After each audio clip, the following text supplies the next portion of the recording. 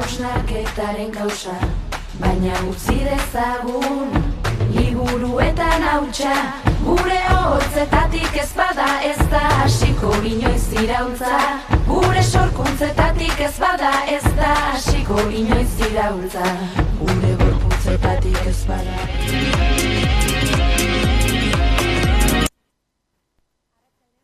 Etorri guztioi martxoaren 8ko saio berezionetara. Gaurkoan emakumearen nazioarteko eguna dugu aldarri. Datorren orduterdian, 7:00 bitarte, Euskal Herriko 5 hiriburuetako manifestazioen nondik norakoen berri emango dizuegu. Donostian, Gasteizen eta Iruñean eguerdian izan dira deialdiak eta Baionan 5etan abiatu da martxa. Baina Bilbon hasi berritan dago mobilizazioa eta bertan daukagu zuzenean Irati Alvarez. Kaixo Irati.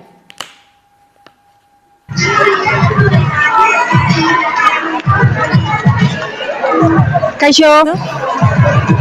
Zer moduzka momentuotan Bilboko kaleetan?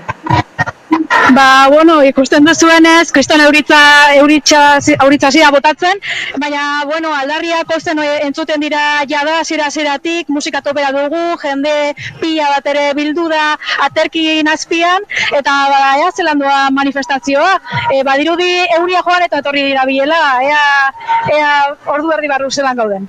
Zure atzean ikusten dugu pankarta, zein da aurtengo leloa? Aurtengo leloa faxismoaren kontra, ausardia feminista da, eta hildo beretik feministek ere aliantzak egitera ere deitu dute. Oso ondo, mila esker Irati, bueltan izango gara berriz ere zurekin. Ziur baietz.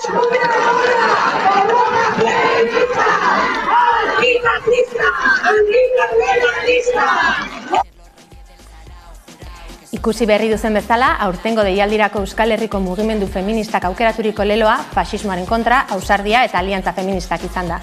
Honen harira, hitz egin genuen Naia Kortaberria Bilgune feministako kidearekin eta leloan faxismo hitza jartzearen autuaren zergatia adierazi zigun. Eta guk autu hau indogu, gure leloan faxismo hitza agertzeko, baina bai azpimarratu behar dugula faxismo hau bere modurik zabalenean ulertu behar dugula, ez? Ulertzen dugu, igual beste belaunaldi batzuentzako edo faxismoak badakala iruditegi oso konkretu bat, baina guk bere zentzurik zabalenean ulertu nahi dugu. Alde batetikan badakigu oso erreza dela identifikatzea Vox bezalako alderdi politiko batzuetan eta hauen diskurtsoetan, hauek hemen faxismoa hauela, hau faxismoa zabaltzeko modu badala. Baina guk hori baino irakurketa sakon hau nahi dugu, eta ez dugu faxismoa kanpoan dauen faktore bezala bakarrik ikusi nahi, ez? Barrura begiratu nahi dugu eta guk ulertzen dugu jende batentzat zaila izan daitekela ulertzea adibidez faxismoa erabiltzen dugunean ari garela jarrera edo diskurso arrazistetaz, diskurso transfoboetaz, eta horiek ez ditugula bakarrik eskuineko alderdietan edo eskuineko mugimenduetan ikusten. Ezkerrekoetan ere tamalez erreproduzitzen ditugula jarrera horiek. Orduan autokritikatikan bebai badaka. Eta esaten dugunean faxismo horregaitik bere zentzurik zabalenean edo erabili nahi dugu.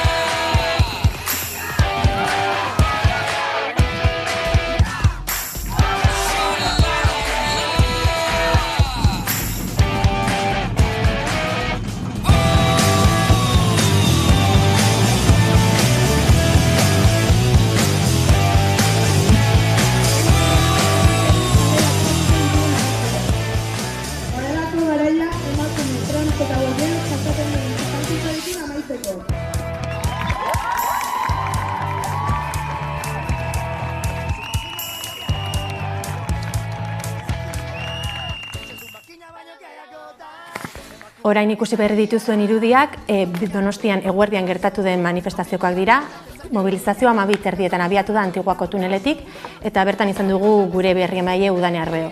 Gero jakingo dugu, izango ditugu datu gehiago mobilizazioen inguruan, eta orain ikusiko dituzue Bilboko manifestazioan martxasi aurretik emandako adierazpenak. Gure askatasuna eta gure gorputzen gaineko buru jabetza mehatxu badelako euren proiektu patriarkal, neoliberal, arrazista, kolonialista eta fascista, transfobo, euskarafobo, supremazista eta ekozidaren aurrean. Gainera, oldarraldi fascista hau badator gerra hotxen artean, eta horren aurrean guk aldarrikatu nahi dugu zabaltzen ari den beldurrari aurre egin nahi diogula. Fasistek beldurtu nahi gaituzte, beldurrak paralizatzen gaituelako, beldurrak desmobilizatzen gaituelako, eta esperantzak kendu nahi digulako, baina guk beldur hori aurre egin nahi diogu eta aurre egin nahi diogu elkarrekin. Baina horretarako mugimendu feminista indartsu bat behar dugu. Importantea da, indarrak biltzea, antolatzea, antolatuta egotea, eta horregatik gaur deialdi berezi bat egin nahi diegu manifestaziora gerturatuko diren guztiei mugimendu feministan antolatzeko eta mugimendu feministara batu daitezen. Azkenik, esan nahi dugu, elkarrekin indartsuak izango garela, elkarrekin beldurrari aurre egiteko tresna gehiago izango dugula, eta batez ere gogoratu nahi dugu, feminismoa ez dela bakarrik erresistentzia. Mugimendu feministak jende askorentzat bizitza aldatu, bizitzak hobetu ditu, askatasuna ekarri du jende askorentzat, eta hori da gure proiektua. Justiziazko proiektu bat, askatasunezko proiektu bat, eta horretan jarraituko dugu lanean. Ez dugu atzera pausurik onartuko, ez diogu utziko mobilizatzeari eta aurrean izango gaituzte. Eta gaur kalean indartsu aterako gara, hori argi eta garbi aldarrikatzeko. Mugimendu feminista alternatiba badelako fasismoaren aurrean. Gasteizen, Donostian bezala ere, 12:30 hasi da manifestazioa. Herritarrak elkartu dira 12:30 feminismoaren alde manifestatzeko asmoz, eta kasu honetan San Anton plazatik irten dira. Maite de Felipe izan dugu bertan honen berri emateko. Milaka pertsonek bat egin dute martxoak 8ko mobilizazioan Gasteizen. Aurtengo ibilbidea San Anton plazan hasi eta Foru plazan amaituko da. Euriak mehatxu egin duen aurren, azkenean emakumeek gaurko egunean lortu dute haien aldarrikapenak ozen entzutea.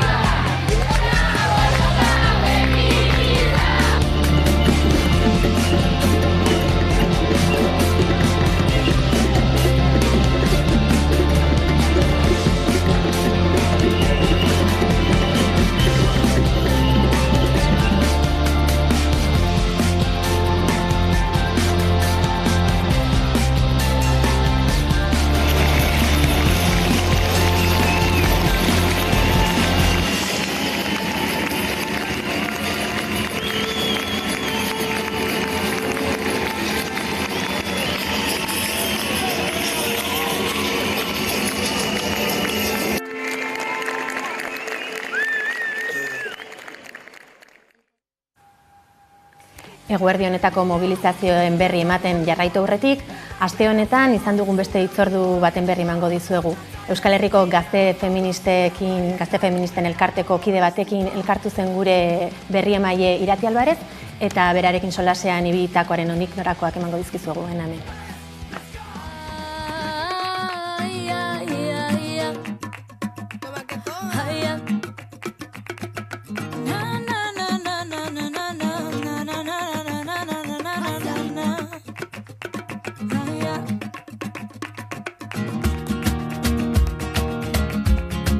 Krisi testuinguru batean kokatzen da martxoaren 8, krisi sistemiko batean, anizkoitza dena, orduan ezin diogu soilik alderdi bati edo faktore bati begiratu, adibidetzat migrazio politikak, pobretze orokortua, baita privatizazioa ere izan genitzake, baina esan bezala zapalkuntzak asko dira eta boiera trans eta neskoi zapaltzen gaituzte zuzenki.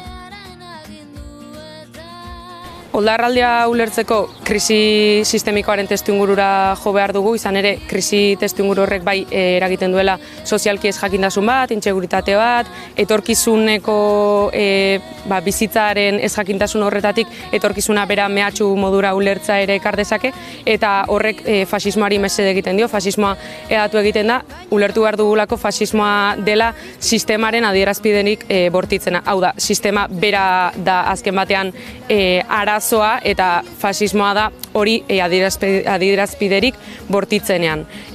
Horrek gainera ekartzen du foku aldaketa bat, ikusten dugunean kezka bat sortzen dela, esate baterako migrazio politiketan etorkinak izango dira arazoa eta ez migrazio politikak fasismoaren arabera, edo feministak izango gara arazoa eta ez patriarkatua edo cis-heteropatriarkatua bera. Oldarraldi honek esan bezala ardatz asko hartzen ditu kontuan eta uste dut garrantzitsua dela azpimarratzea neska boira eta transak bagarela sujetu garrantzitsu bat fasismoari aurre egiteko cis-heteropatriarkala eta kapitalista denean eta koloniala sistema hau zuzenki eta modu bortitzean zapaltzen bagaitu, aldi berean bagarelako aurre egiteko sujetu garrantzitsu bat. Eta zapalkuntza horiek ze modutara gertatzen diren, esan dudan bezala feminismoa deslegitimizatzetik, kriminalizatzetik, sare sozialetan ikusten dugun erreakzio misogino eta patriarkala ere hortik uler daiteke, egia da erreakzio patriarkala kontua dela eta erreakzio fasistarekin lotura zuzena duela, baina azken batean sistema cis-heteropatriarkalean fasismoa baldin bada sistemaren adierazpiderik bortitzena eta erreakzio patriarkala aldiz baldin bada guk sortu ditugun garaipen horietatik gizonek privilegio batzuk altzetik daukaten erreakzioa eta sistema bera cis-heteropatriarkala dela kontuan hartuta elkar gurutzatuta ulertu behar dira eta ezin dugu ulertu borroka antifasista bat patriarkala dena.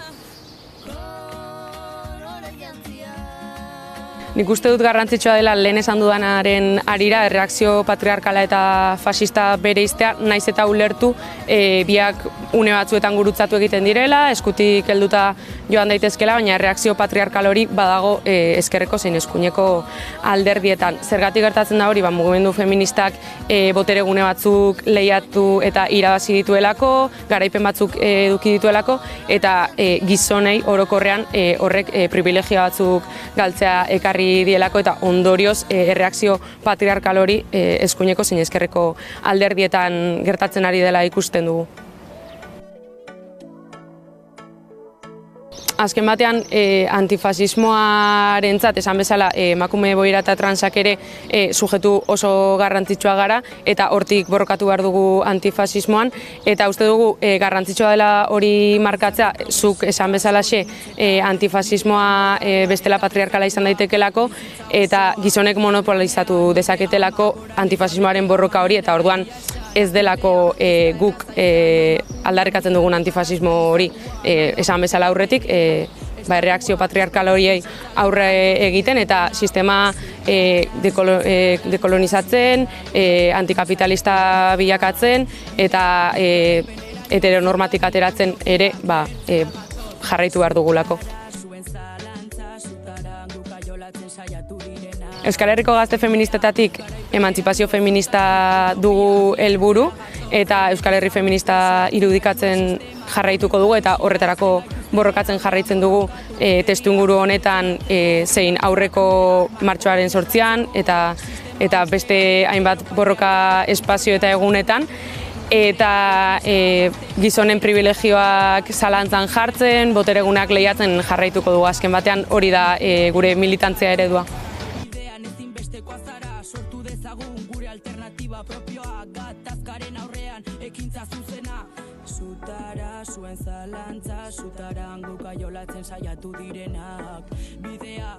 Fasismoarekin lotuta edo fasismoari aurre egiteko bide horretan lotuta daude azken batean aldarri guztiak, baina bai jarriko da indarkeria matxista, krisi ekosozialean eta migrazio politikak borrokatze horretan, baina esan bezala testuinguru honen baitan egingo dugu borroka.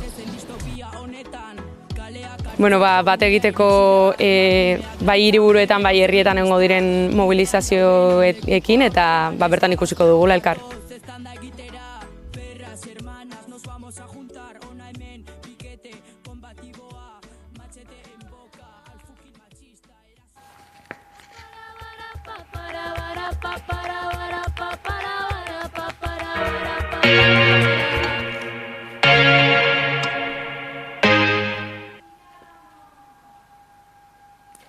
Donostia eta Gasteizko eguerdiko manifestazioen berri eman dizuegu da, baina Hego Euskal Herriko 3. deialdi bat ere izan da, Iruñako hain zuzen ere.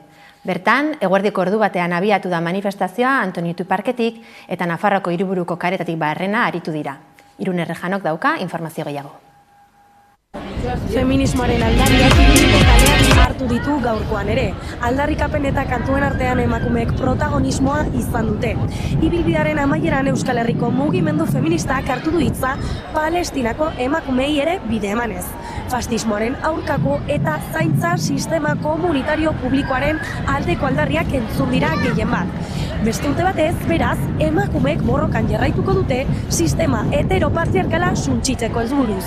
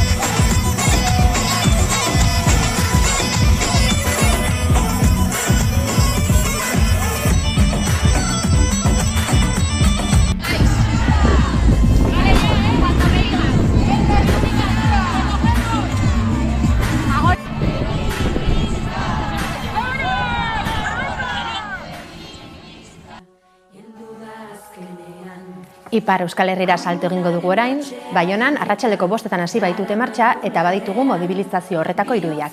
Hona hemen.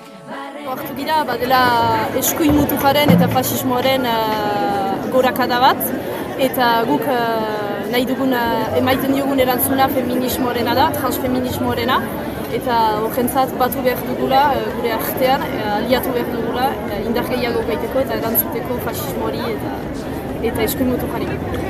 Ze bisai du eskuin mutur edo fasismo horrek nola ikusten duzu, zerk erakusten du?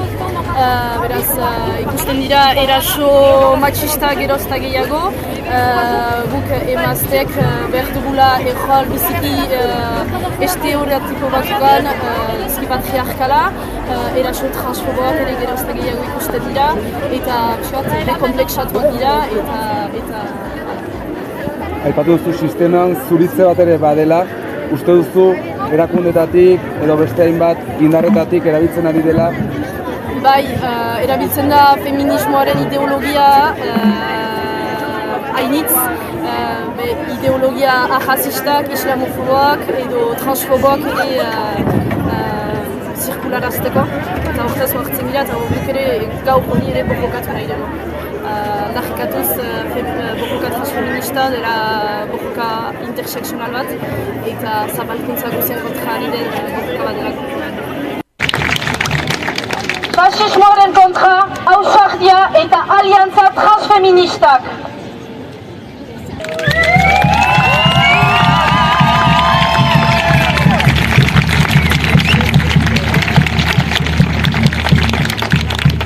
Eskatuko diegu behiro ere, izan zisei gibelean ezartzeko. Gaur, guk hartzen dugu plaza. Sistema honek bizia kendu dizuenei gugan bego eta oldartu dezagun bizia. Borroka transfeminista! Janeri! Leona! Zaide! Anonimoa! Lo! Miresu! Anonimoa!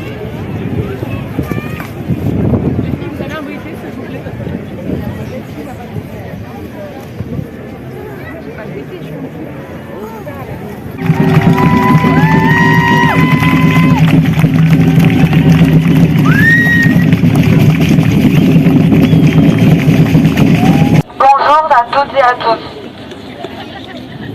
Egun, martxoak 8, berriz elkartu gara aldarrikapen egun honetan. Zuritu nahi badute ere, gaur emazte langilearen eguna da, eta karrikan gira. Orain Bilbora bueltatuko gara berriro, kaleetan zuzenean sumatzen dena ikustera.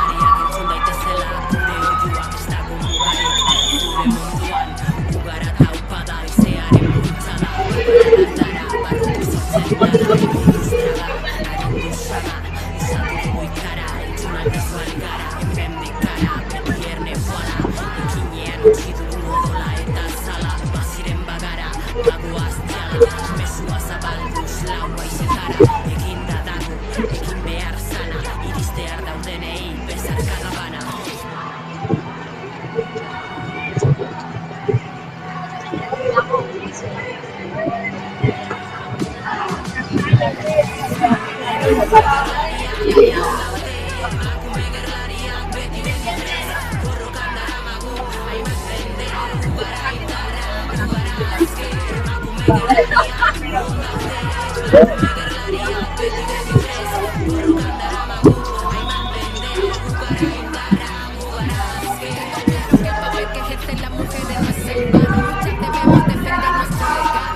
En esta lucha incesante que se vuelve infinita, se manifiesta la guerrera que en mi ser habita. No es justo que lleguen otros a manchar este trabajo. Nuestra con ellos se gana pulso con el impulso de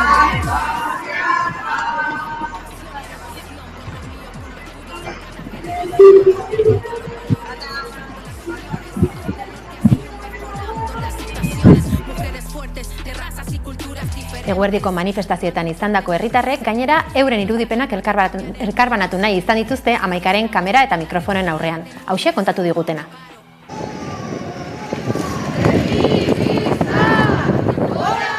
Emakume zen gizonezko guztiak aldarrikapen berdinaren alde oihu egitearren oso esker honekoa delako eta gizartea eraldatzeko ere oso beharrezkoa, ahotsa guztiak ahots bakar bat bihurtzea. Aspaldikoa gara, fasismoaren kontra borrokatu egin genuen, eta gaur egun datorkiguna oso zaila izango da. Horrexegatik, daukagu 1000 motibo, kalean egoteko emakumeak. Iruditzen zait, zaintza lanetan izugarrizko lana egin beharko dela, emakumea hortikan ateratzeko. Baina atera, Guk emakume nagusiok ezagutu dugu fasismoa eta horrezegatik badakigu ze kaltegarria den emakumeen eskubidentzako. Guk eskatzen dugu justizia ekonomikoa emakume nagusientzako. Lehenengo emakume bat naizelako eta gero ere gure eskubideak eskatzeko eta horrelakoak. Martxoa 8ko mobilizazioa niretzako delako errebindikazio egun bat, emakumeak kalera ateratzen garen unea, eta iruditzen zait modu bat nun elkartzeko, kolektibitatean aldarrikatzeko. Hemen presentzia esan nahi dugulako, emakume batukada feminista bat garelako, eta manifari deialdia egiten diogu, hasiera ematen diogu, gure indarrarekin, gure danborrekin, eta presentzia izan nahi dugulako kaleetan. Zen nola daukagun diskapazitatea guk ere daukagu ere bai, derecho esaten dela manifestazioa egiteko.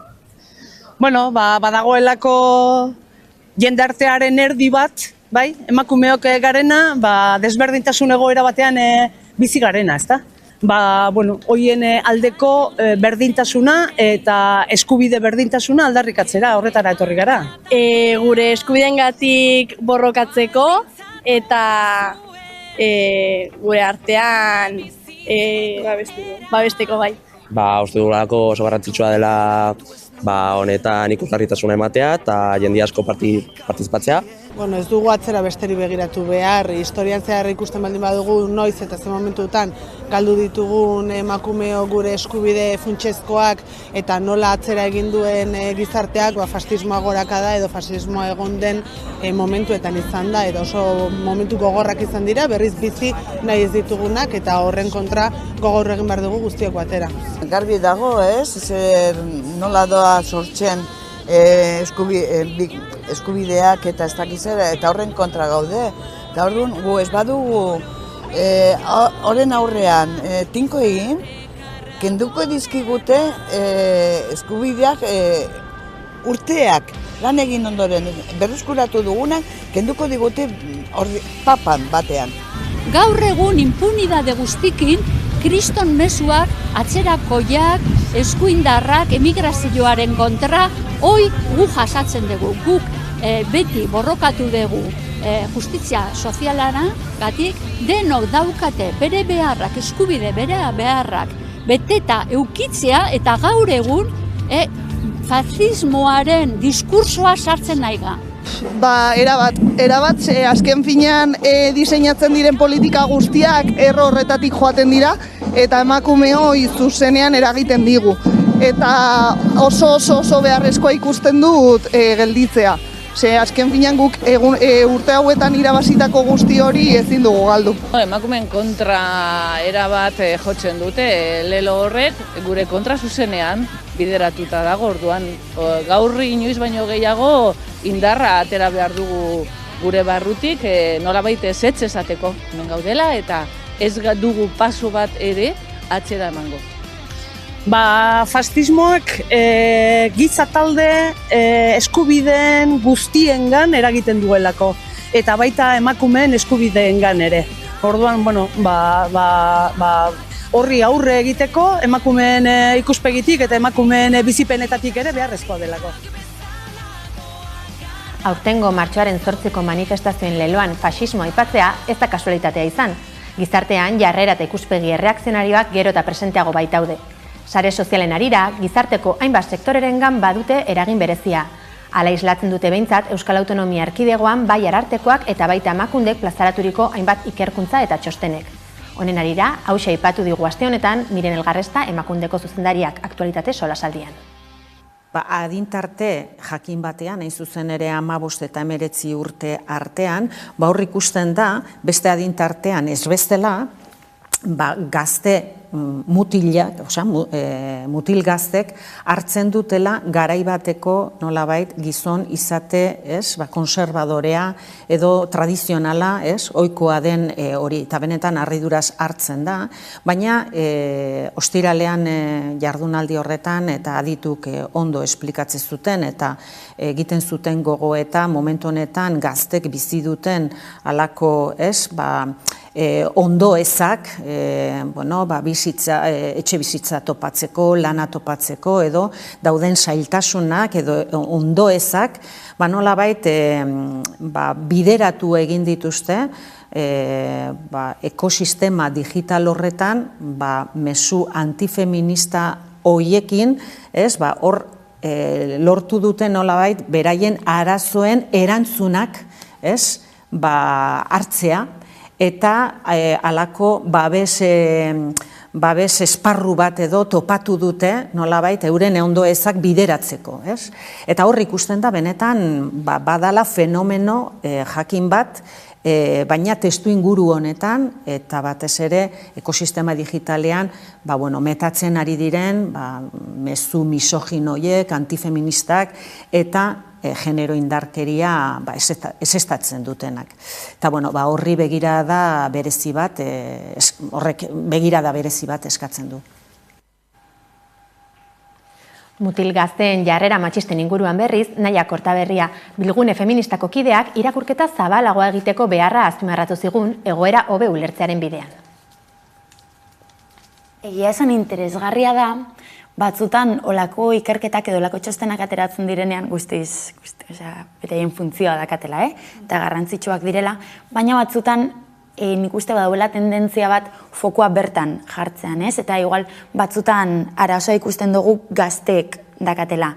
Eta nik bete esaten dugu gazteria edo jende gaztea gizartearen parte bezala ulertu behar dugula, eta askotan gizartean dauzen olatu edo tendentzia horien isla bat izaten dela. Eta esango neban, momentu honetan alduntzetik edo neska gazteek jarritako marra gorri edo marra batzuetatik datozen erreakzio eta hitz egiten ari garela. Nik uste momentu honetan beste gizon helduago batzuengan dauzen jarrerak auki aldituztela, gizon gazte hauek, baina nik uste desberdintasuna hori dela. Momentu honetan, emakume gaztei edo neska gaztei feminismoak fuerte eman diela, eta badauzela sektore batzuk gazteen artean bai oso antolatuta dauzela, eta izan direla kapazak beraien marra gorriak jartzeko, beste belaunaldi batzutan agian pasatu ez dan bezala. Eta horren erreakzio bezala ikusten ditugula, gizon gazte hauek dituzten jarrera matxista hain agerikoak. Eguerdiko manifestazioetara bueltatuko gara berriz, kasu honetan Donostiara, esan bezala, bertan izan da gure berria emaile Udane Arbeo, eta Goizane Alvarez, Gipuzkoako Foru Aldundiko diputatuarekin hitz egiteko aukera ere izan du.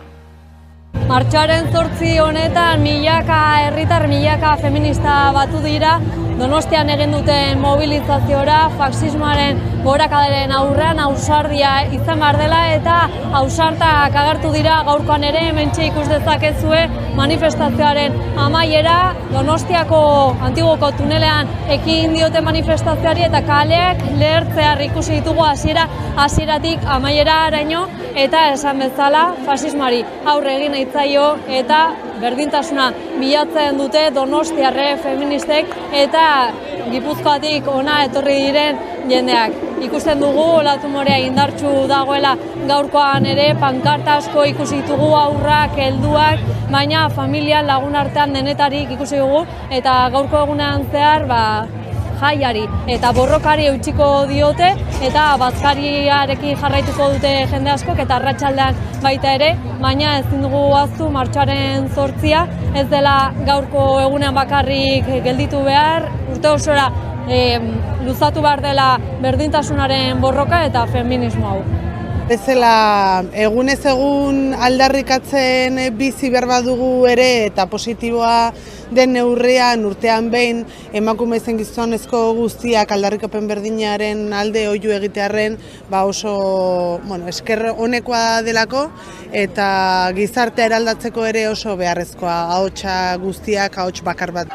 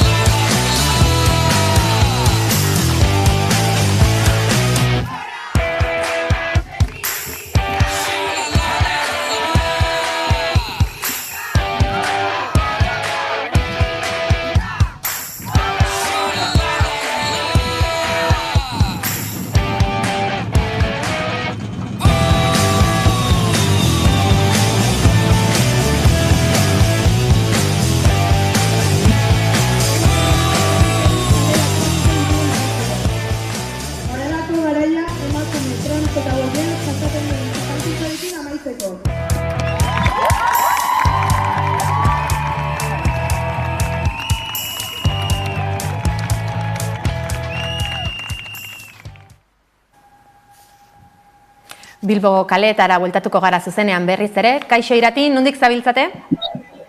Kaixo Xue, zentroruntz heltzen gabiltza, denda guztiak pasa berri ditugu eta manifestazioa laster amaituko dela esan genezake, baina, hasieran esan dugu euripean, euriaren beldur ginen, euria hasi berri baltzen manifestazioa hasieran eta ikusi dezakezuen bezala guztiz blai egin amaitu dugu, baina hori bai aldarriak adi ozen oiukatzen eta dantzaren bat ere ikusi dugu, naiz eta euria mara egin.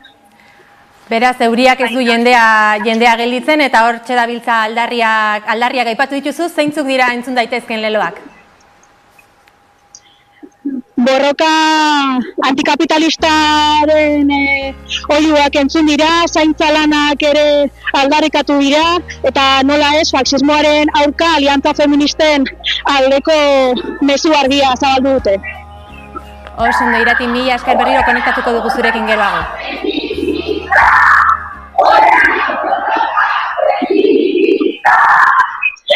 Laster egongo gara iristen, Uxue, ez zaitugu oso mientzuten oihu eta euri artean, baina, ikusi dezakezuenez, ondo manifestazioa, oihuak oso entzuten dira, eta ea aldarriak zerbaitetarako balio duen.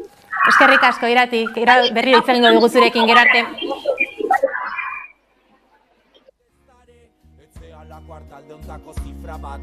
Misoginiaren adibidetako bat da emakumeok oraindik ere jasaten dugun indarkeria matxista, erailketa muturreko islada izanik. Zentzu honetan, Naia Kortaberriak ere zer esana izan zuen geurean. Argi auki behar dugu, zer dan honen erroa, eta honen erroa da bizigaren sistema dela patriarkala, dela kapitalista, dela koloniala, eta horregaitzik beti erro horretara begiratzen egon beharko ginatek, ez? Hau aldatu ezean jarraituko dutelako erasoa gertatzen, bai eraso txikienetik hasita edo mikroenetatik erailketara pasatu arte. Eraldaketa bat ematen ari garela, eta hau gizarteko esfera guztietatik eman beharko dela eraldaketa hau. Hala ere, lehen esan bezala, argi izan behar dugu, ez, zein dan arazonen erroa hau sistemikoa dela, ez dela gauza zehatza, ez dela salbuespen kontu bat, eta hau gizarteko arazo batetaz hitz egiten ari garela. Hala ere, nik uste instituzioek badakatela zeregin handia.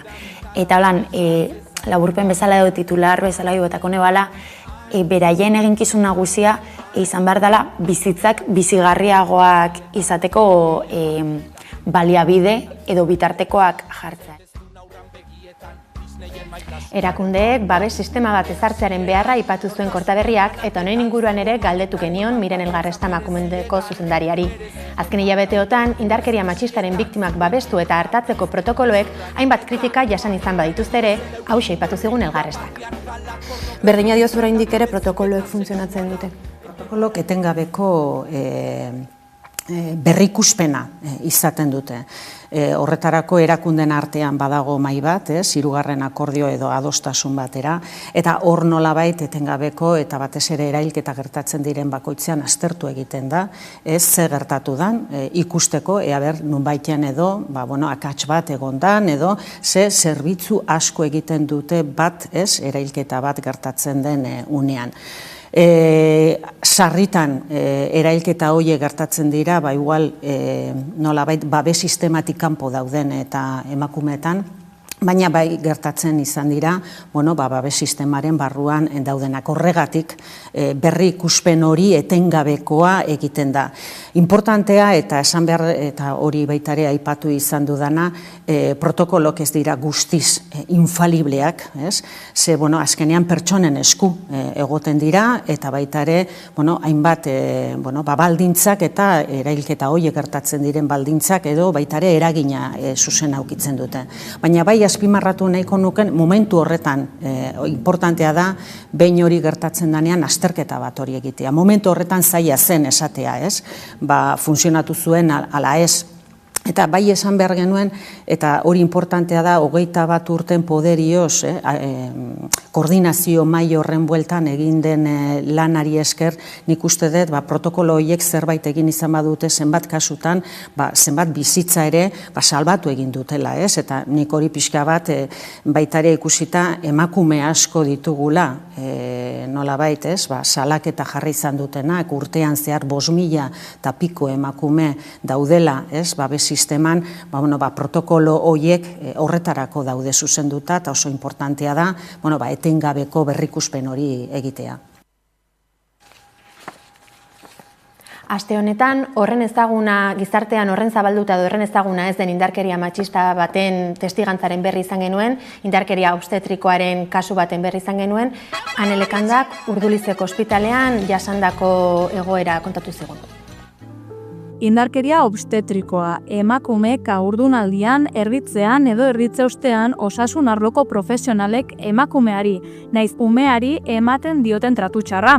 Genero indarkeria mota isila da ondorio fisikoak eta psikologikoak eragiten dituena. Berriki Urdulizeko ospitalean jasandako indarkeria obstetrikoa salatu du saren bitartez Ane Lekandak. Bizi izandakoa azaldu digu. Orduan egon eta zapatu modolatan hasi nintzen gaueko ordu batatan, eta Urdulizeko ospitzera joan ginen urgentzitera. Eta han, test bat inzostean positibo izan zen, eta konstanteak eta aditzu dana ondo. Eta esan zozkoen seguruan zen haurdunaldie eteringo zala. Baian ezaguela ginekologorik eta orduan kruzesera joteko. Han esan zozkoen boltza apurtu inzala, eta beraz denbora kontu ezala taupadarik ez egotea. Han onkizoztean 6 ordu edo lan, itxeroteko, jan eta dan barik, legradu betitzeko.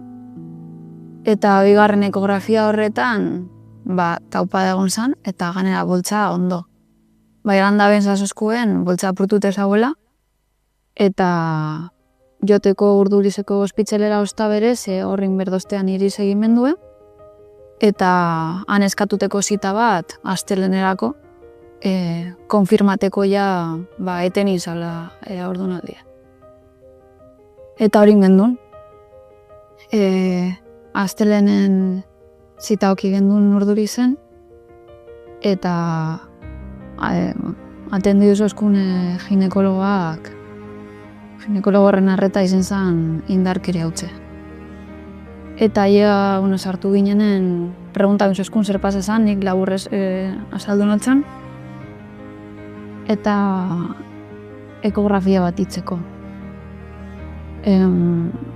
Nik nire bikotagaz berbainun aurreko gauean, eta nik esan notzen nik enule ekografia hori ikusi gure, zen nun ikusi gure ume hiltze. Eta berak esan zuzten berak bai ikusi gure zaule.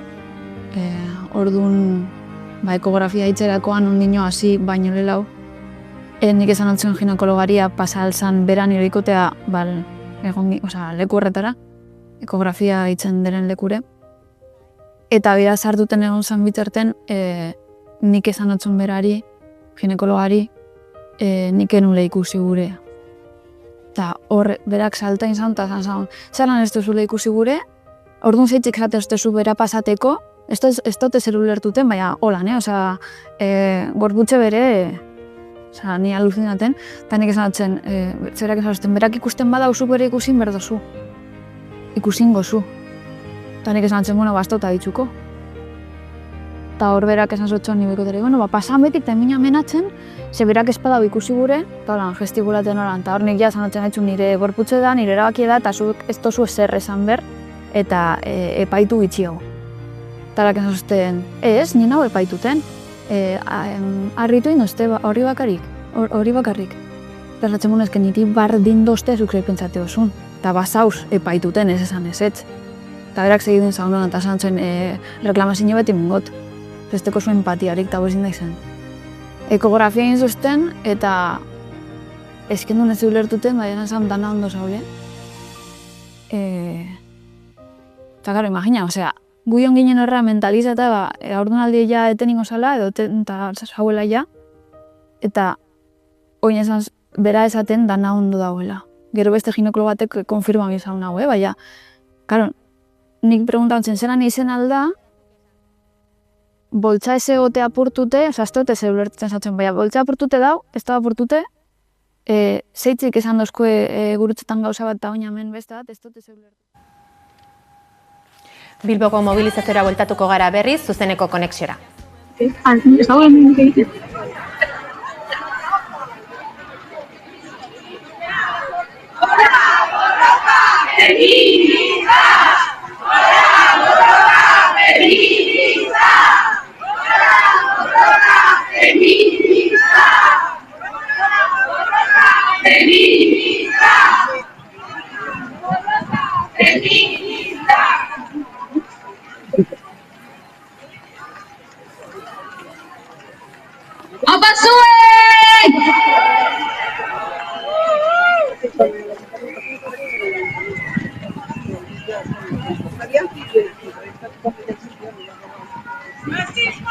¿Vais a retransmitir todo el rato? Vale, nosotros vamos a grabar a... ¡Fascismo en contra! ¡Australia feminista!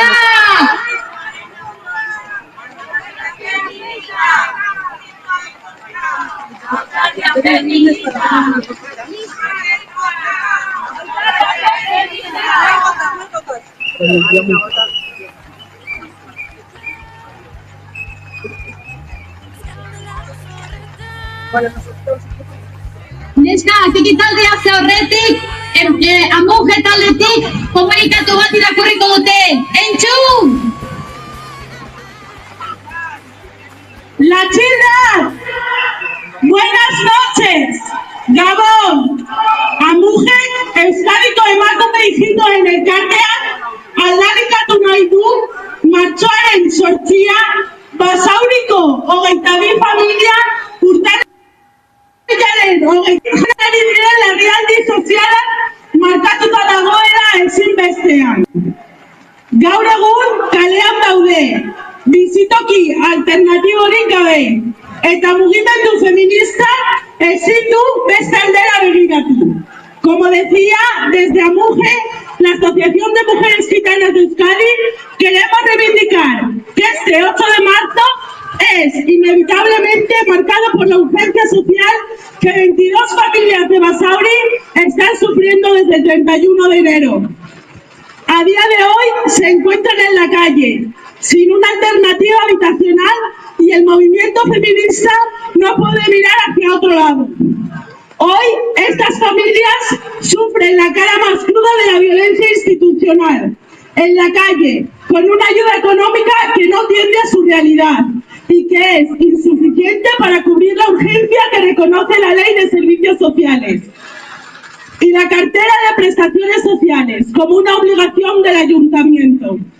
La respuesta que ha dado hasta ahora no es suficiente ni garantista. ¿Qué pueden hacer con el dinero si no tienen viviendas a las que ir? Las administraciones públicas están incumpliendo con su deber. No solo han abandonado a estas familias expulsándoles del hotel, sino que están incumpliendo la legislación recibida en el decreto de cartera. Entre estas familias hay niñas y hay niños, hay ancianos y ancianas. ¿Cómo es posible que un Estado que se dice social y de derecho estén en la calle sin ninguna solución habitacional? Desde Amuge nos sumamos este 8 de marzo con la convicción de que el feminismo es una lucha colectiva, es resistencia y es justicia social. No hay feminismo sin derechos humanos, sin antirracismo, sin garantías básicas, sin un compromiso real con las vidas más vulneradas. Hoy las mujeres gitanas levantan la voz para recordar que la lucha no puede olvidar a las mujeres y familias que hoy han dormido en el ayuntamiento de Basauri, actuando con valor y coraje ante el silencio de las instituciones públicas.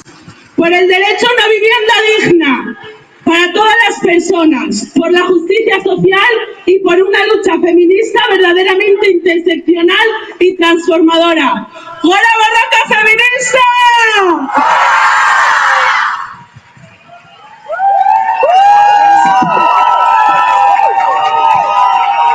¡Que ricasca Amuge!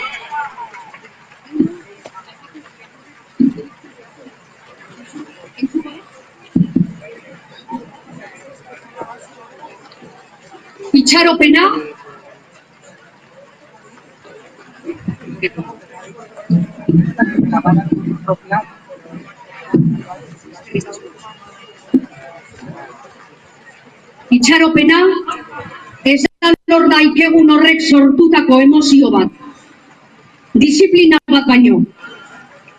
Oso gustoko dut itxaropena, disiplina legez pentsatzea.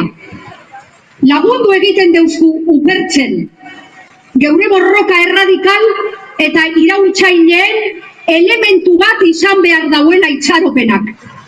Bestela, zentzubakoa da arrazakeriaren, heteropatriarkatuaren eta kapitalismoaren aurkako borroken parte izatea. Angela Davis.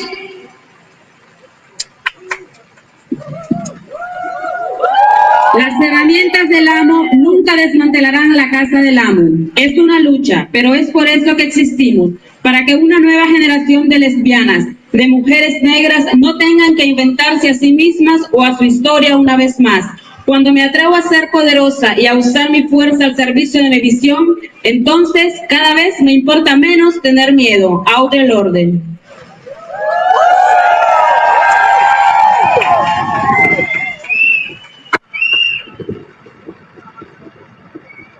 Andreen eskubideen aldeko borroka ez da soilik bardintasun kontu bat. Justizia eta askatasun kontu bat baino. Clara Zetkin.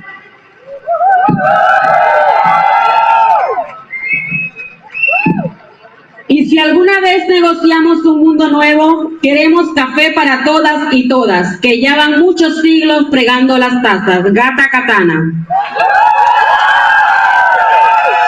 La siguiente poesía, compañeras, es mi vivencia y experiencia hecha poema, pero estoy segura que será la vivencia de muchas de las que están hoy aquí.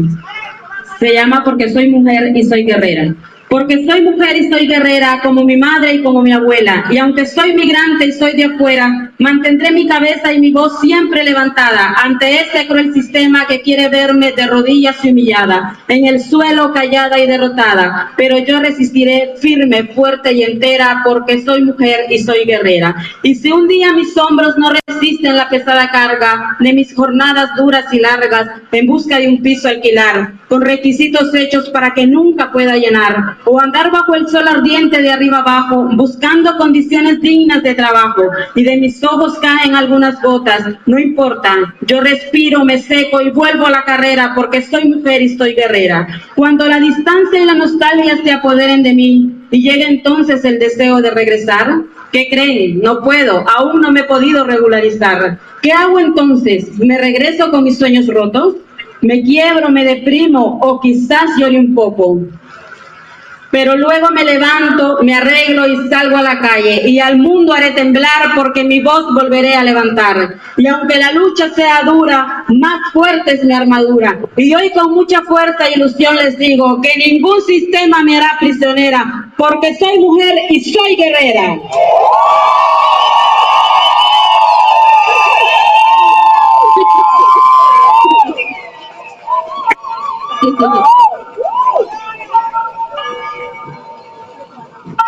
Herriak eta hizkuntzak zuten norantzari, gai gehiago lotu zaio lehengo ardatzari. Da munduak hartu dun itxura latzari aurre egiteko laguna, altza adi, bultza hainbat borroka ederren hartzari, kontrapizu eginez eskuin balantzari, txapela bete indar migaina dantzari, borroka irabazteko desesperantzari. Maialen Lujambio!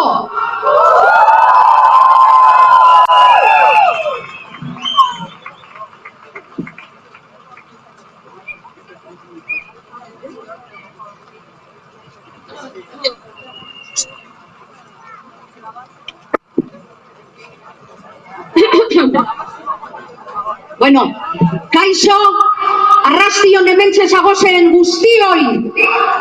Hauze da, aurtengo komunikatua. Erne, gaur martxoak 8, milaka feminista urten dugu kalera. Geure indarra aldarrikatzera, geure ausardia eta oldarraldi fascista eta heteropatriarkalari aurrean izango gaituela esateko. Ez dira pasatuko. Atzerako pausorik ez. Gora borroka feminista eta antifascista!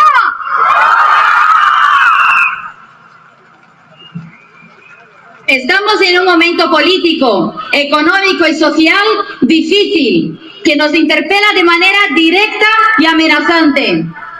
Vivimos un auge del fascismo, de la extrema derecha y del populismo autoritario en una gran alianza con el capitalismo neoliberal más feroz. Y viene de la mano de una reacción represión patriarcal violenta contra el feminismo, sus logros, los derechos de las mujeres y de otras muchas luchas sociales como la comunidad LGTBIQ+.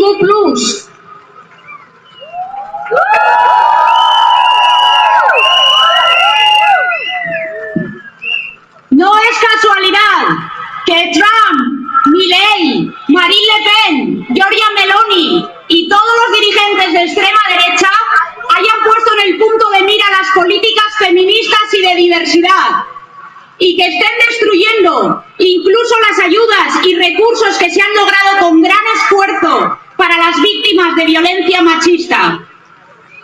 Tampoco es casualidad que magnates como Elon Musk o Jeff Bezos se hayan unido a esta oleada y estén intentando incidir en distintas elecciones, porque necesitan títeres que implanten políticas de alfombra roja para sus intereses capitalistas.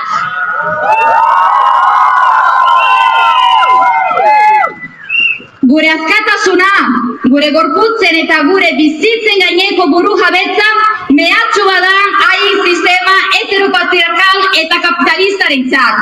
Gizon zuri burgezen privilegioak auzitan jartzen ditu. Erazo egiten digute zerbait ondo egiten ari garelako. Gure irautza feminista impugnazio bada euren proiektu patriarkal, neoliberal, arrazista, kolonialista, kapazitista, transfobo, euskarafobo, supremacista eta ekostidaren aurka.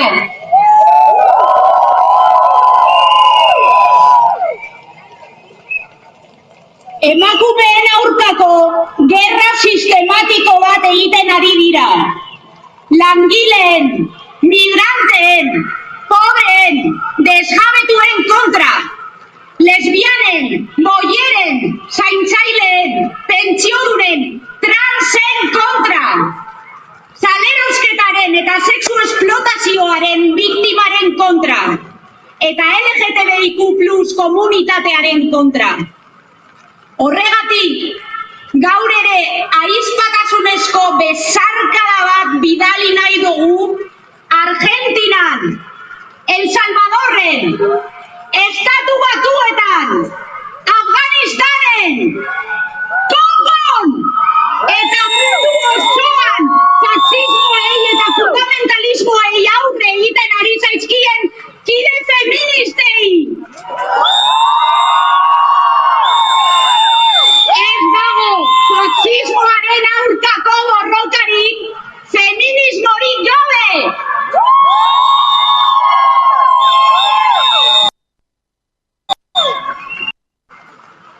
El fascismo no está tan lejos.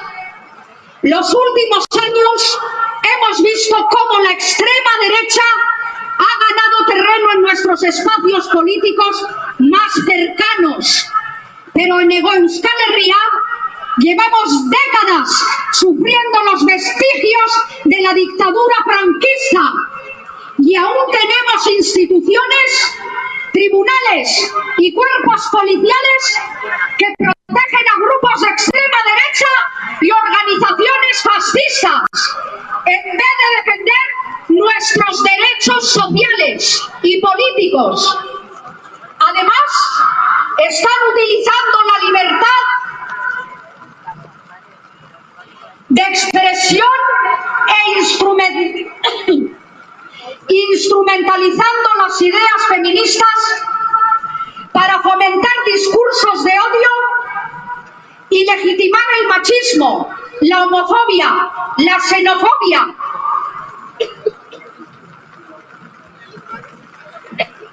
Han cambiado muchas cosas. Hemos cambiado muchas cosas, compañeras. Pero nuestras vidas y nuestros cuerpos siguen siendo territorio de... Porque el discurso fascista y de la extrema derecha está calando no solo en las instituciones, sino también en la calle, en nuestros barrios, en nuestros lugares de trabajo, en las universidades. Viene enmascarado de populismo y se consolida en la legislación en forma de recorte de derechos. Quieren que nos pueda el miedo a perder lo que hemos conseguido y que nos enfrentemos entre nosotras, las últimas de la fila. Los discursos de odio, a través de sus bulos y desinformación, están generando una polarización brutal y están provocando un aumento de la violencia reaccionaria en las calles, especialmente contra las mujeres migradas, racializadas, trans y boyeras.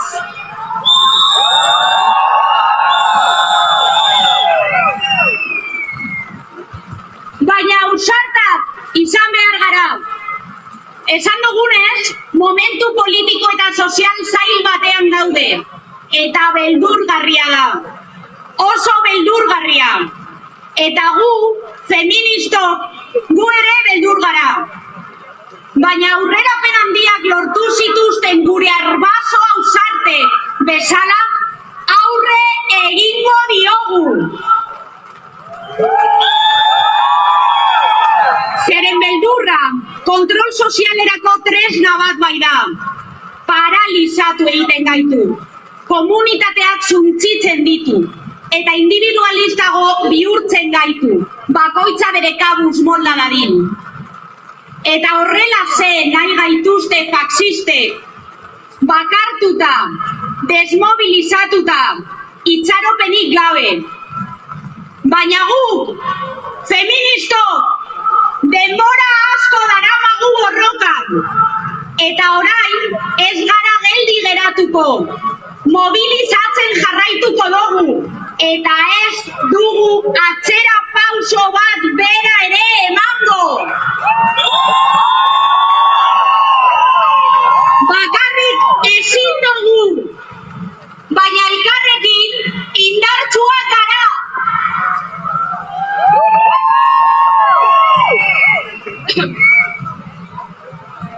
Horrezegatik, aldarrikatzen dugu ausardia feminista.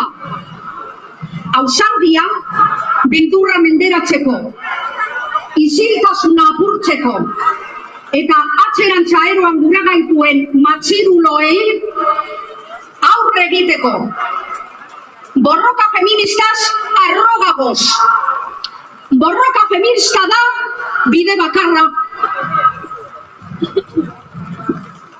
Nosotras defendemos la vida. Ellos hacen la guerra y deciden qué vidas merecen ser defendidas. ¡Basta ya de necropolíticas! No queremos más industria de guerra en Euskal Herria, ni aumentar los presupuestos de defensa.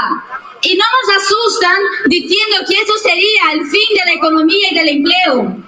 Antes quienes disfrazan la guerra de paz, nosotras decimos: desde el río hasta el mar, Palestina vencerá. Desde el río hasta el mar, Palestina vencerá. ¡Gora Palestina eskatuta!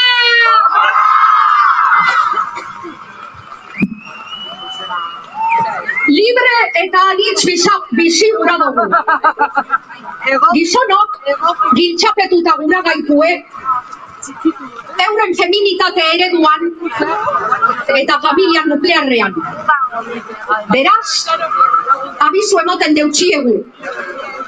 Hemen txegagoz, dandana aldatzeko. Eta egitura heteropatriarkalei aurre egiteko.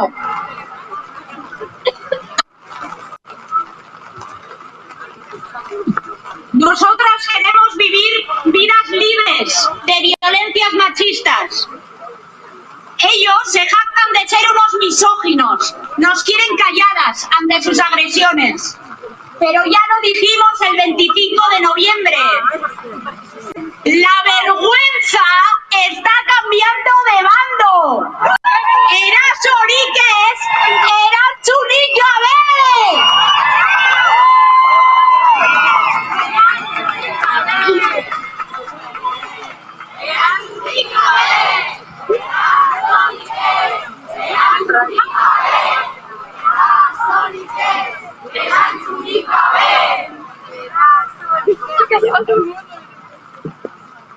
Andreok komunitatea eta alkartasuna eraikitzen dugu.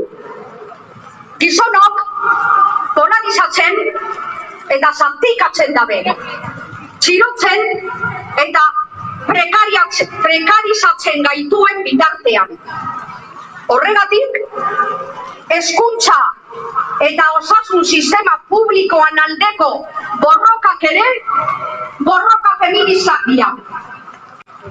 Eta horregatik, beste urte batez, Andreen etxe bat exigitzen dugu Bilbon danontzako irisgarri izan daite eta mugimendu feministaren parte hartzea izan daiten. Gora Koloretxe! Nosotras decimos, ongi etorri errefuxiatuak.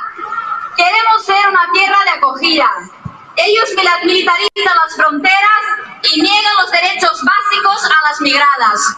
Somos vuestras vecinas, pero sin padrón no existimos.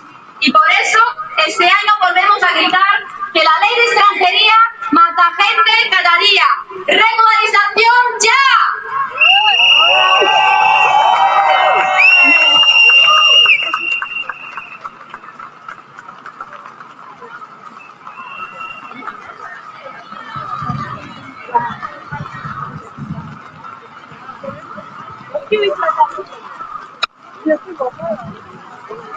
Guk zaintza lanen banaketa bidezko bat exigitzen dugu.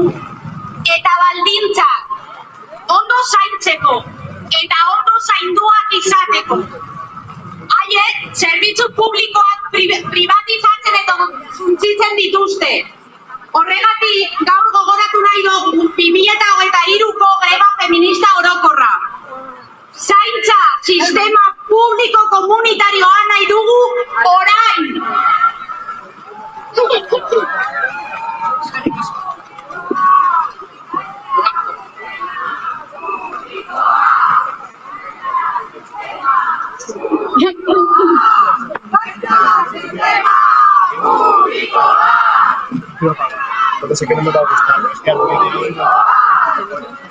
Nosotras queremos vidas dignas para todas las mujeres. Ellos solo quieren alimentar a su élite, haciendo negocio con cada espacio de nuestras vidas. Pero tenemos claro que la educación, la salud, las pensiones y la vivienda son un derecho, no un negocio. Es urgente pagar la deuda patriarcal con las mujeres mayores. Para ello, os animamos a firmar la iniciativa legislativa popular de las pensionistas.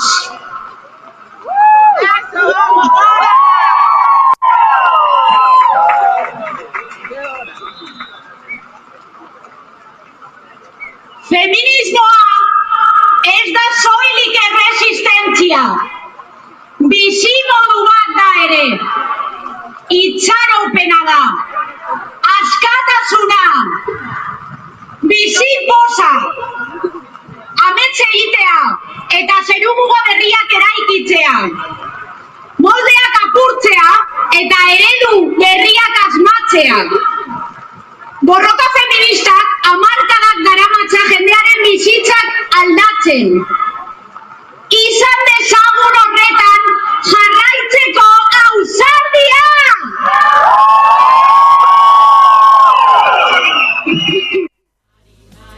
Ikusten ari zineten irudiak, Bilboko manifestazioaren azken txanpako momentuak, bertan mugimendu feminista manifestazioaren ostean egiten ari den irakurketaren irudiak, baina eguerdi honetan Donostian Udane Arbeok izan du aukera Elene Lopetegi Euskal Herriko mugimendu feministako kidearekin hitz egiteko eta hauxe kontatu diotena.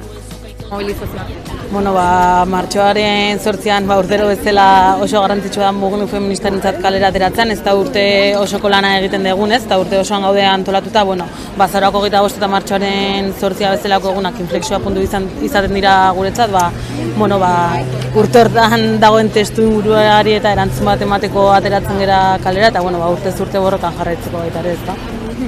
Aurtengo aldarria esan dezute, fasismoaren gorakadari aurre egitea da, pixka bat azaldu guzu zuen aldarria benetan.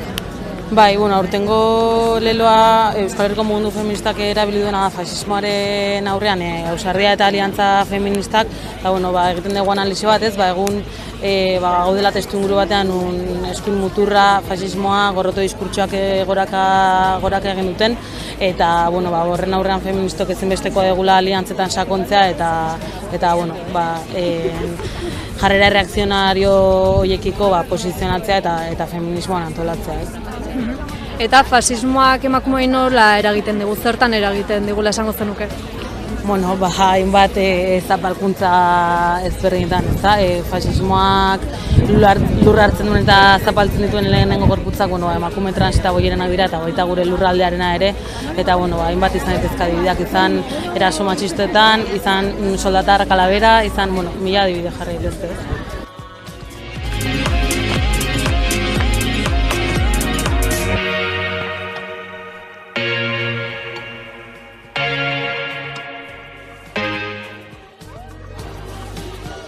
Aurtengo martxoak 8ko leloak islatzen duen lez, jarreratzerakoiek presente jarraitzen dute euskal gizartean, baina euskal gizarte honen ikuspegian aurrera pausoak eman dira. Baina emakumeok baditugu konkistatu gabeko berdintasun eskubideak eta datuen arabera haietako bat zaintzaren esparrua da. Aurren zaintzari erreparatuz gero, Miren Elgarrestak aitatasun eszedentziek eta antzerako neurriak ekarri dituzten onuren aldarria egin zuen geurean. Bai somatzen da halako aldaketa bat azkeneko urtetik hona batez ere 2019an aitatasunaren eszedentzia horietarako, eman zaion bultzada eta dekreto horretan posible gizonek eta nolabait eremu honetara hurbiltzeko jarri izan diren diru laguntzak. Eta bai hor ikusi izan da, iparraldeko herrialdek eta ikerketa desente eginda daukate gai honetan eta ikusten da, baliabide jarri behar direla benetan gizonek nolabait hurbilketa hori egiteko. Eta aitatasunaren eszedentziak martxan jartzen diren momentutikan aldaketa bat somatu da. Esan dezakeu laguntza hauek ezarri arte urte askuan aitatasunaren eszedentzia etzan mugitzen 5%, beraz, 95%ko eszedentziak emakumeen gaine egon izan dira, eta geroztik hor ikusi deu halako inflexio puntu bat, eta momentu honetan 14an 15 eta kokatzen da. Ikusi beharra dago, oraindik ez ditugu halako konklusio definitiboak eta ematen, ikusi behar dugu benetan joera hori mantentzen den, eta gorantza egiten duen nolabait bien artean, gizon eta emakumeen artean parekidetasun hori lortzen bada. Zaintzaren kontzeptu zabalagoa zaritu zitzaigun aldiz Naia Kortaberria eta patriarkatuak emakumei egotzitako lanei eman ohi zaien gutxiespenaz. Gizarteak edo patriarkatuak sortzen ditula emakume eta gizonak, eta emakumeak izango direla balioa ez dutenak eta gizonezkoak bai, emakumeak indako lan horiek ez dute baliorik izango, ez? Horregatik zaintza lanei ematen zaien irakurketa guzti hau. Ez baliorik ez ematea zaintza lanei, emakumeek betetzen ditugulako, edota ez ikustea inungo funtziorik dutenik eskutatuta egotea eta barrez. Kontua da, emakumea merkatuan sartu zenean, beste merkatu bat utzi zuela desaten dituta, edo kasurekin gabe izan zala etxea, edota bereziki etxean ematen ziren zaintzalan guztiak. Orduan batean utxune bat agertu zen, ze momentu hortara arte doainik egiten genituen lan asko, umen zaintza, kozinatzea, etxea garbitzea eta abar, batean ez zituen inorrek betetzen, eta ikusi izan nola hau guztiz beharrezkoa zen bizitzak jarraitzeko, ezta? Eta orduan, batean agertu zen beste esparru bat, hau esplotatua izateko, ez? Eta orduan, bai hasi zala, olako beste bazterkeria edo indarkeria kate bat, izan ere, emakume arrazializatu eta migratuak batean sartzen dira ekuazio honetan, ez da, eta ikusten dugu negozio egiteko beste modu bat dagoela. Oin batean, garai baten doainik egiten ziren lanak, horietako batzuk ordaintzen dira, baina nola ez, hauek oso kalitate txarrean eta baldintza penagarrietan egiten dira, ez? Eta, gaur egun oraindekan ere emakumeak izaten dugu jarraitzen zaintza lan hauek betetzen ditugunak, eta gizonak eta elite ekonomikoak dira honekin aberazten ari direnak. Bilbora bueltatuko gara berriz ere, eta Irati Albarezekin konektatuko dugu azkenekoz, hortxe daukagu Irati, Bilboko udaletxean, kaixo? Azkeneko mezua, orain egiten atzean abesten, eusia Maritzen Morazo, Zederka Bartolaia, Iturria Bartola, Ezkitek Bartola, Iturria Bartola, Bastarantzi, Zizkutazeko Balatea Barrio, Zalmaritzen Morazo, Zederka Bartola, Iturria Bartola, Iturria Bartola.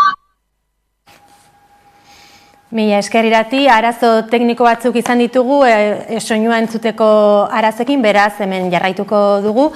Eta aste honetan eginiko erreportaje bat emango dizuegu, izan ere sektore feministatuei buruz hitz egiten ari ginen, eta aipatu dugu zaintza, baina historikoki maskulinizatuagoak ere baditugu hainbat kirolenak kasu. Herri kirolei dagokienez, harri jasotzaileen munduan dagoen egoeraz eta gertatu diren aldaketez hitz egiteko aukera izan du gure berri emaile Maite de Felipek bertan parte hartzen duten bi emakumerekin. Gaur egun ohikoa da emakumeak herri kiroletan ikustea, baina horrela izan da beti. Esaterako, lehen harri jasotzean bakarrik gizonezkoak ateratzen ziren plazetara lehiatzera. Zorionez, egun emakume eta gizonek plazak partekatzen dituzte. Are gehiago, azken urteetan, emakumezkoen harri jasotzean berpizkundea eman da, hala ere, badaude oraindik gauza asko aldatzeke. Harri guztiak mutilezkoenak ziren eta pixurik txikiena 75 kiloko zilindro bat zen. Ez geneukan ez kubori, ez bola, bakarrik 75ko zilindro bat, eta horrekin frogatu, horrekin hasi eta gero ja hasi ginen beste harri batzuk sartzen. Lagundu zuena gu hemen jarraitzera eta egotera izan zen Ibonek gure entrenatzaileari sudurpuntan jarri zitzaiola, entrenatu nahi zituela harri jasotzaileak ez, eta orduan bere gaitik nahiko bertsona etorri ginen ez, egon direla Araban emakumezkoak harri jasotzen, baino talde honetan ez. Egia da hasieran oso ondo ireki zizkigutela primeran ateak, hori hala izan da, baina orain ja nabaritzen da txapelketa errespetu hori dagoela, ez? Hasiera batean agian etortzen ginen entrenatzea eta ea zer moduz moldatzen diren da jolas bezala hartzen ziguten, baina orain ja txapelketetan sartuta gaudela eta marka onak egiten ari garela, ez horlako errespetu bat ja usaintzen da harritokian. Bai, eski, klaro, hasi ginean harria jasotzen genituen, baina orain harri jasotzailea gara. Nik uste dut aldatu dela, baina oraindik hasiak ere egiten ari garela, bidea egiten. Polita izaten ari da bide hori irikitzea ez, baina momentuz nik uste antzinako gizonak, ez da mutilezkoen taldeak oraindikan daukatela paternalismo pitin bat, eta ikustea emakumeak ja kirolari moduan, eta txapelketak gogorrak egiten, eta orduan nik uste hori. Orain hasi behar garela, pixuak igotzen, bide hori ireki du. Falta dena oraindik dela, adibidez, erabakiak hartzeko momentuan, emakumeen ahotsa entzutea. Hor iruditzen zait, oraindik bidea geratzen dela. Gustatuko leitzaidak ez, etorkizunean ikustea adibidez, emakumeak entrenatzen, emakumeak harria jartzen, egia da, plazara ateratzerakoan orain ja emakumeak gaudela, baina beste gauza batzuetan oraindik ere falta dela. Erabakiak hartzeko edo gure ahotsak entzuteko, oraindik ere kanpotik hartzen direla erabakiak. Emakumezkoen txapelketak gizonezkoak prestatzen dituzte. Eta haien erabakiak dira, haiek esaten dute ze pixukin, zenbat denbora, ez? Eta gero badago beste alde bat, hitz egin genuen emakumezkoen artean sartzeko harri handien txapelketa, ze mutilezkoetan harri handiak eta harri txikiak existitzen dira, bi txapelketa ezberdinak dira. Eta adibidez emakumezkoetan, harri txikiak bakarrik. Eta harri txikietan, pisuak txikitsuak dira. Hitz egin genuenean harri handiak sortzeakoan da, emakumezkoak prezeuden hori sinatzeko eta batzuk irteteko eta, baino, badago, gizon horiek goian daukatenak hitza eta esate dutenak, emakumeak hainbeste pisu jaso behar badute zenbat urte egon daitezke nola. Ez dute ikusten emakumea pisua handiekin profesionalizatze bide hori. Niri batzutan iruditzen zaitez, bueno, gizonen almen dago ez, eta utxunea baldin badago, bai emakumeak sartuko ditugu, bai, pastela ja. Pastelaren satitxu bat ebango dizuegu, baino ez du banatuko pastel osoa, bian, eta den artean. Harri jasotzea lehen da bizi kirol minoritario bat da. Berdin du emakumezkoena edo gizonezkoena zenbat irteten da telebistan ez, harria eta zenbat irteten da futbola. Eta gero egia da, harri jasotzean, nahiko parekatuta dagoela, ze beti gizonezkoen txapelketa bat sartzen dutenean, izaten da urrezko aizkora delako eolako gauza bat. Orduan, aprobetzatzen dut eta emakumezkoena bebai sartzen da. Futbolean ez dauka zer ikusirik. Futbolean adibidez ikusten duzu mutilezkoena eta badago berez programa berezia ordainduta ikuste dituzula kadeteak, niri ez zaidala asko inporta, nire auzokidearen umea, eta adibidez emakumezkoak bakarrik irteten dira, profesionalak direnak, edo Espainiako selekzioa eta gutxi gehiago. Azkenean, batez ere edabide edo mass media horretan, beti jokatzen dela klikbaitarekin, eta baiatzen dute titular bat, argazki bat, eta horrekin bazu klikatze, orduan. Niretzat gertatzen da, erortzen direla topikoetan. Niri behintzat, egin dizkidaten elkarrezeta gehienetan, batzuk bai kenduta ez, beti galdera berdinetan erortzen dira, topiko berdinetan ez, hori.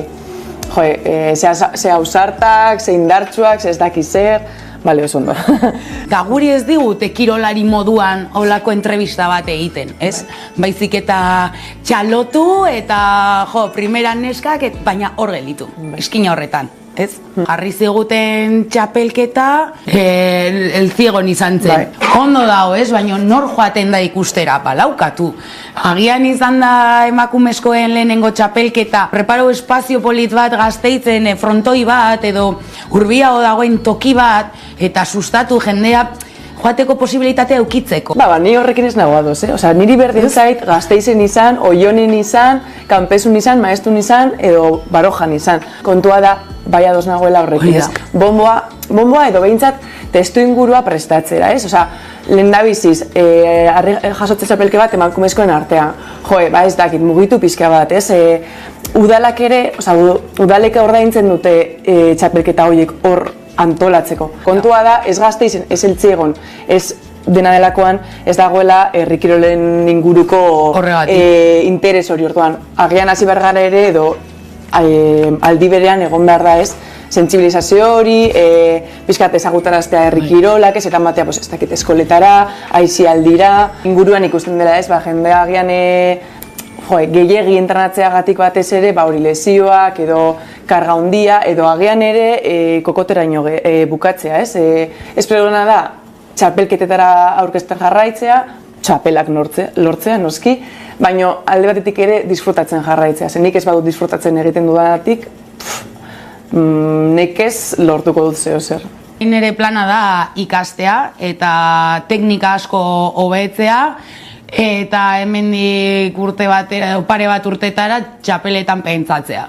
Baina momentuz, hasi berriak gara, teknika hartu behar diogu ez, eta gero bestalde, behintzat daukaguna mantentzea. Segia da orain herrikirolak sustatzen zituzten pertsona garrantzitsuak doazte, eta orduan ez dakigu behera joango den herrikirol mondua, orduan espero duguna berez, behintzat mantentzea, eta alba dugu gora egitea, gora egitea, ez? Hori da.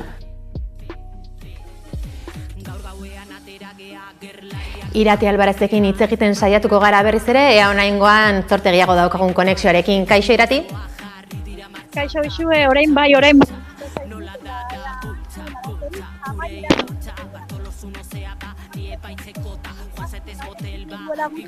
Eta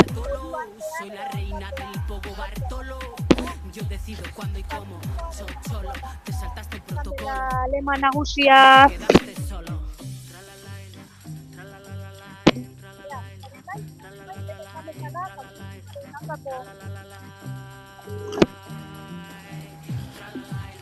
Arazo teknikoekin jarraitzen genuen, hala ere, mila esker irati hor euriarekin bertan izateagatik, etzen erreza izango. Eta honekin amaituko dugu 2025 honetako martxoaren 8ko saio berezia, mila esker beste behin ere gurekin izateagatik, gogoratu 11aren webgunea eta sare sozialak beti eskuragarri dituzuela eta bertan topatuko dituzue martxoaren 8 honekin loturiko hainbat eduki, informazioa sakontzen jarraitu nahi izanez gero. Eskerrik asko zuen arretagatik eta hurrengora arte.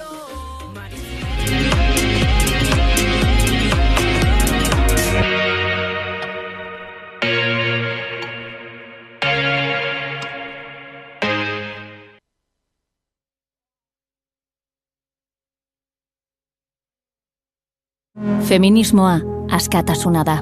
Aukera berdintasuna eta ongizatea. Eskubideak eta aniztasuna errespetatzea. Demokrazia, hezkuntza, sareak. Mundua eraldatzeko elkartasuna eta indarra. Martxoak 8 emakumeen nazioarteko eguna. Feminismoa zurekin bat. Ni